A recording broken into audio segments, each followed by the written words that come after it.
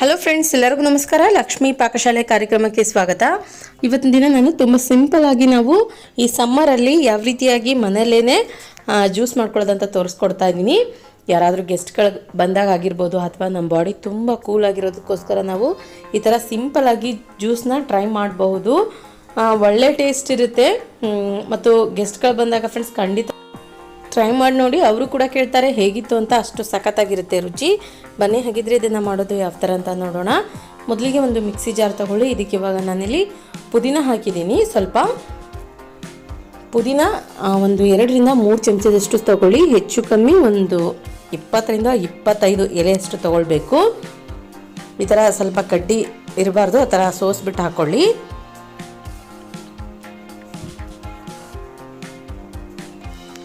ನಂತರ ಬೆಲ್ಲ ಹಾಕೊಳ್ಳೋಣ. ಇದಕ್ಕೆ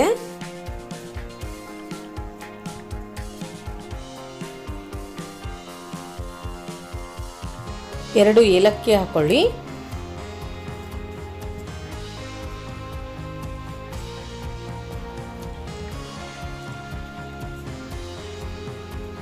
ಇದಕ್ಕಿವಾಗ ಲೆಮನ್ ಜ್ಯೂಸ್ ಹಾಕೊಳ್ಬೇಕು. ಒಂದು ಅರ್ಧ ಹೋಳಷ್ಟು ನಿಂಬೆಹಣ್ಣಿನ ರಸ ಸೇರಿಸ್ಕೊಂಡ ನಂತರ ಸ್ವಲ್ಪ ನೀರು ಸೇರಿಸ್ಬಿಟ್ಟು ಗ್ರೈಂಡ್ ಮಾಡ್ಕೊಳ್ಳೋಣ. ಪೂರ್ತಿ ಜಾಸ್ತಿ ನೀರು ಹಾಕೊಳ್ಳೋಕೆ ಬರಲ್ಲ, ಮಿಕ್ಸಿ ಜಾರಲ್ಲೆಲ್ಲ ಸಿಡ್ದೋಗ್ಬಿಡುತ್ತೆ. ಸ್ವಲ್ಪ ನೀರು ಹಾಕ್ಬಿಟ್ಟು ನೋಡಿ ಈ ಥರ ಗ್ರೈಂಡ್ ಮಾಡ್ಕೊತಾ ಇದ್ದೀನಿ. ಈ ಥರ ಗ್ರೈಂಡ್ ಮಾಡ್ಕೊಂಡ ನಂತರ ಇಲ್ಲಿ ನಾನು ಇದನ್ನು ಇನ್ನೊಂದು ಪಾತ್ರೆಗೆ ತೆಗೆದಿಟ್ಕೊಳ್ತಾ ಇದ್ದೀನಿ.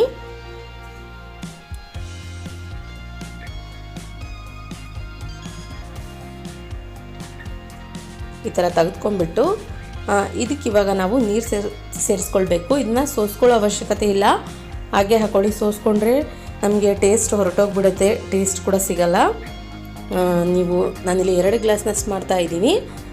ಹಾಗಾಗಿ ನೀರು 1.5 ಕಪ್ನಷ್ಟು ನೀರು ಹಾಕ್ತಾ ಇದ್ದೀನಿ. ಆಲ್ರೆಡಿ ಒಂದು ಅರ್ಧ ಕಪ್ನಷ್ಟು ಇರೋದ್ರಿಂದ ಇದನ್ನು ಇವಾಗ ಒಂದ್ಸಲ ಚೆನ್ನಾಗಿ ಮಿಕ್ಸ್ ಮಾಡ್ಕೊಳ್ಬೇಕು. ನಂತರ ಸ್ವಲ್ಪ ಉಪ್ಪು ಹಾಕ್ಕೊಳ್ಳಿ. ನಾನಿಲ್ಲಿ ಬ್ಲ್ಯಾಕ್ ಸಾಲ್ಟ್ ಹಾಕ್ತಾ ಇದ್ದೀನಿ, ಟೇಸ್ಟ್ ಬರುತ್ತಂತ. ಇದ್ರೆ ಹಾಕ್ಕೊಳ್ಳಿ, ಇಲ್ಲಾಂದರೆ ಮನೇಲಿ ಯಾವುದಿರುತ್ತೆ ಅದನ್ನೇ ಯೂಸ್ ಮಾಡಿ.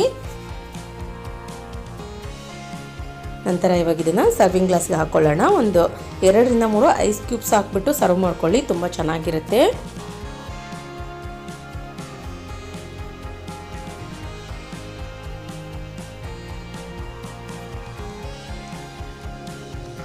ಆದಷ್ಟು ಫ್ರೆಂಡ್ಸ್ ನಾವು ಸಮ್ಮರಲ್ಲಿ ಬಾಡಿನ ತುಂಬ ಕೂಲಾಗಿ ಇಟ್ಕೊಳ್ಬೇಕು. ಇಲ್ಲಾಂದರೆ ತುಂಬ ಹೀಟ್ ಆಗಿಬಿಡುತ್ತೆ. ಬಾಡಿ ಹೀಟ್ ಆದರೆ ಬಾಡಿ ಡಿಹೈಡ್ರೇಷನ್ ಆಗಿ ಜ್ವರ ಬರೋ ಚಾನ್ಸ್ ಕೂಡ ಇರುತ್ತೆ. ಆದಷ್ಟು ಮನೆಯಲ್ಲೇ ನಾವು ಕಡಿಮೆ ಬೆಲೆಯಲ್ಲಿ ಕಡಿಮೆ ರೇಟಿಂದ ಆಗಿರ್ಬೋದು, ಕಡಿಮೆ ಸಮಯದಲ್ಲಿ ಈ ಥರ ಜ್ಯೂಸ್ಗಳನ್ನು ಮಾಡಿ ಕುಡಿಬಹುದು. ನಾ ಮಾಡಿರೋ ಈ ರೆಸಿಪಿ ನಿಮಗೆ ಇಷ್ಟ ಆಗಿದ್ರೆ ಪ್ಲೀಸ್ ಲೈಕ್ ಮಾಡಿ, ಶೇರ್ ಮಾಡಿ, ಕಮೆಂಟ್ ಮಾಡಿ. ಇನ್ನಷ್ಟು ಈಸ್ ರೆಸಿಪೀಸ್ಗಾಗಿ ನಮ್ಮ ಲಕ್ಷ್ಮೀ ಪಾಕಶಾಲೆ ಚಾನಲ್ಗೆ ಸಬ್ಸ್ಕ್ರೈಬ್ ಆಗೋದು ಮಾತ್ರ ಮರಿಬಾರ್ದು. ಮತ್ತೆ ಒಂದು ಇಂಟ್ರೆಸ್ಟಿಂಗ್ ರೆಸಿಪಿಯೊಂದಿಗೆ ಬರ್ತೀನಿ ಮುಂದಿನ ಸಂಚಿಕೆಯಲ್ಲಿ. Keep watching. Thank you. Bye.